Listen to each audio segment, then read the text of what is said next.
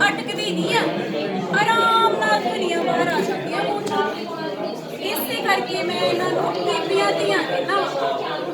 चलो फिर हुण मैं मिलाना अपने बाकी पुत्तरां दे नाल।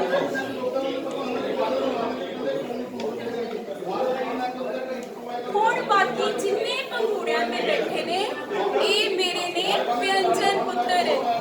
हाँ जी दसो 41 बच्चों के विचों 3 ते हो गईयां स्वर दियां, बाकी पुत्तर किन्ने बचे? हाँ जी 38। ये सारे मेरे 38 व्यंजन पुत्तर ने। ते तुहानूं पता ते है मुंडे थोड़े जिहे अड़ियल हुंदे आ, इसे तरह ही जदों इन्हां दा उच्चारण करिए ना ते कदे आवाज़ जुबान दे नाल तालू नाल लग के रुक जाती है, कदे दंदां नाल रुक जाती है, कदे उल्टी हो जाती है, ते कदे कदे थोड़े समय दे बुल भी पीछे जाते हैं। इसी तरह उच्चारण होता है इन्हां दा।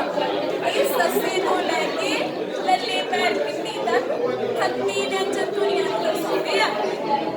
आ जिहड़े मेरे पुत्तर ने ना ये छोटे भगूड़े ते बैठे आ, थोड़े जे शर्मीले आ। शर्मीले क्यों नहीं पता?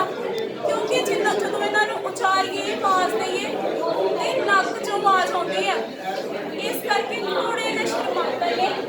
5 ने मेरे अनुनासिक व्यंजन, नक्क चों आवाज़ आउण करके ही इन्हां नूं अनुनासिक व्यंजन कहते हैं। नन्ना, नैया, नाड़ा, नन्ना ते 5 अनुनासिक व्यंजन ने। ते आ जिहड़े इधर ने मेरे पुत्तर हाहा, लारा ते मोहा काले शरारती ने।